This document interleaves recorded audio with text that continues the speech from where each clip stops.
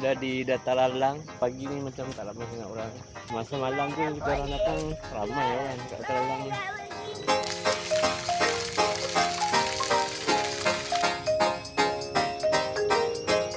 Kita nak balik dah hari ni. So macam mana percutian kita dekat Langkawi? Seronok ke tak? Nak datang lagi? Apa yang adik rasa seronok dekat Langkawi ni? Yang mana yang adik suka sebagai paling best? Pergi pantai. Yang bekal seronok tak? Ya? Yeah.